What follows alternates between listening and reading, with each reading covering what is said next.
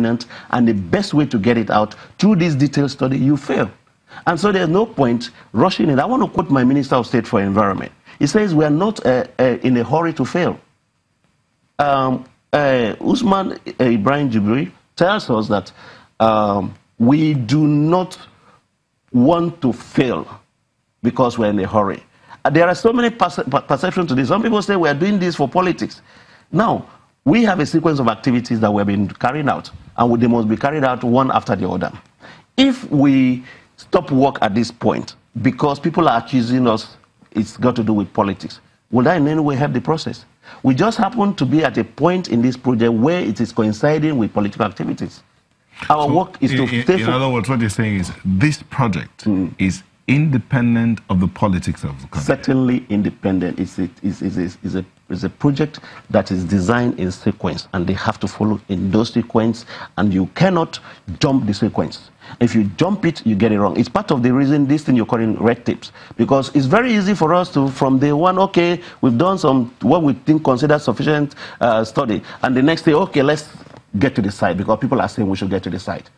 But of what use is getting to the site in 3 months when you're going to now sit at the site for another 1 year because you didn't do detailed study? Rather than you take your time, do your work, get to the site, and minimize the period you spend in the site because you've done sufficient planning. When you say take your time, let's look at timelines. So what timelines do you have? What timelines do you give yourself? The timeline we have is that by the last quarter of this year, you're seeing the companies in site doing work. That is sufficient timeline, because all the activities... Are you going to meet that target?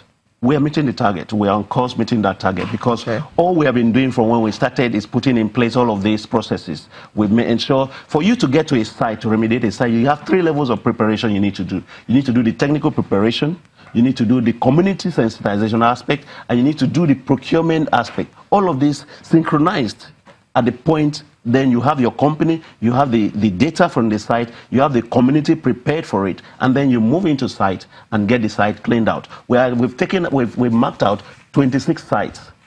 At the beginning of this project, I had to go back to Geneva to meet with the UNEP team. And they are a key part of this. The United Nations system is a huge support for this project.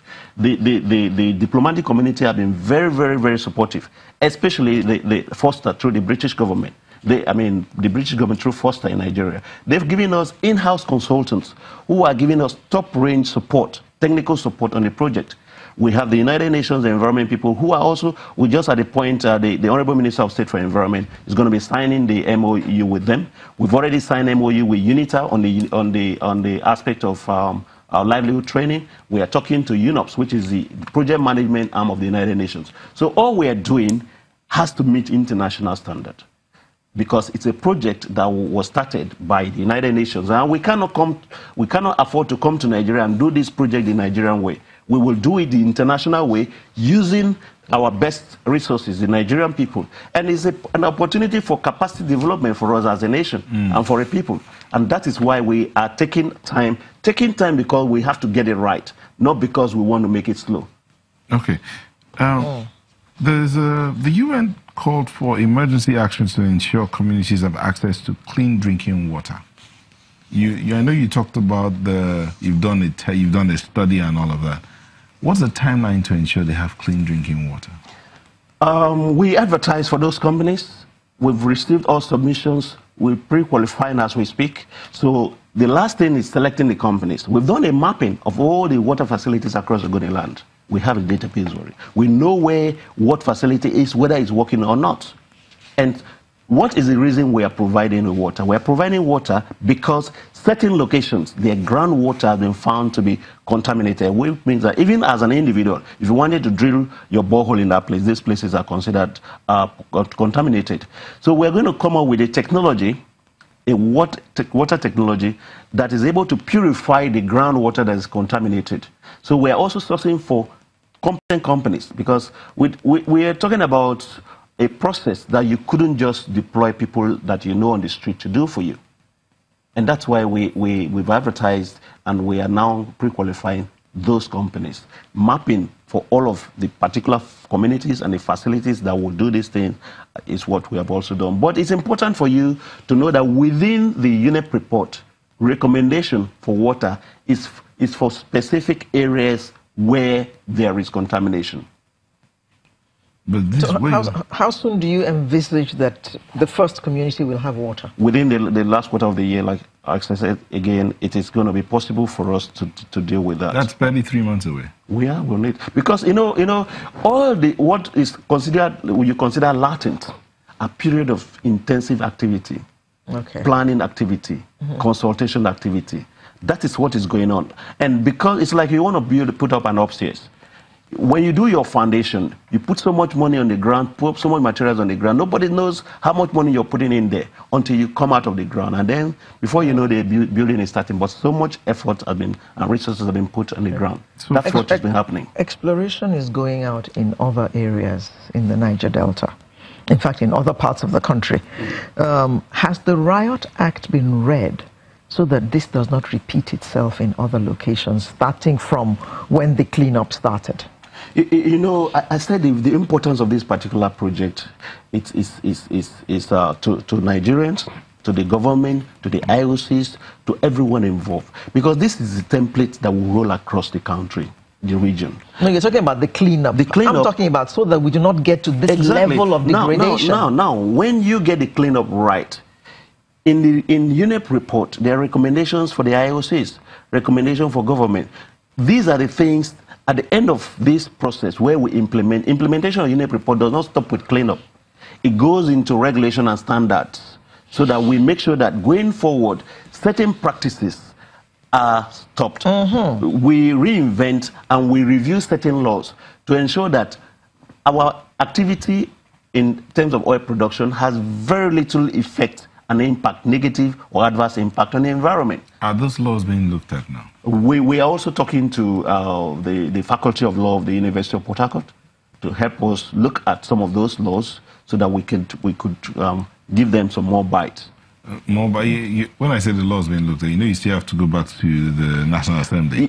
So is it that the law faculty is helping you look at the laws to analyze what we need to do is that in-house reviewing what is currently available. Yes. Of course, everything will have to go through the National Assembly. But it's important for us to identify the hotspots, to look at key recommendations within the project where we think, according to UNEP report, we could do more.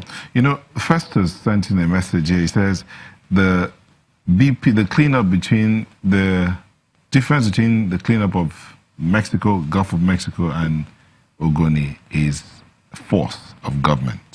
See what he says. BP was made to clean up their mess and find over $20 billion. And he says, I can't think of any oil companies that have been fined and made to clean up the mess in Nigeria. So in talking about the laws and working with the National Assembly or with research institutions across the country, different universities, how quickly can we see all of this sorted out? You made the statement at the beginning of this process that this is a multi-stakeholder process. And in getting this done, you will need a multi-stakeholder approach. Okay? There is a technical aspect of it. There is the legislative aspect of it. There is the community relations. There is the sensitization aspect of it. There is the civil society aspect of it. There is the security aspect of it. And then there is the financial aspect of it. So all this put together is what gives us whatever result we get. Here, we are doing something entirely different from what they did in America. And we also want to address our mind to our local situation and find very local solutions to it. Our solution is that the IOCs, the community, the government, civil society, we sit down, we talk, we come up with the best solution. In our own case, UNEP recommended $1 billion starting.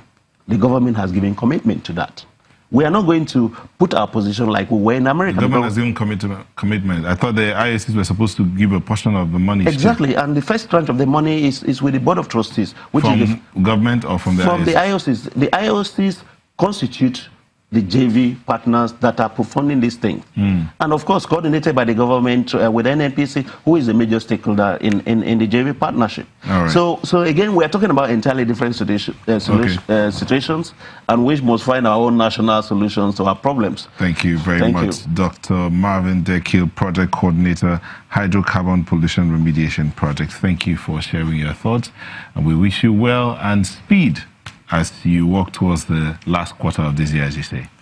Sunrise will be back in a moment. Please don't go away.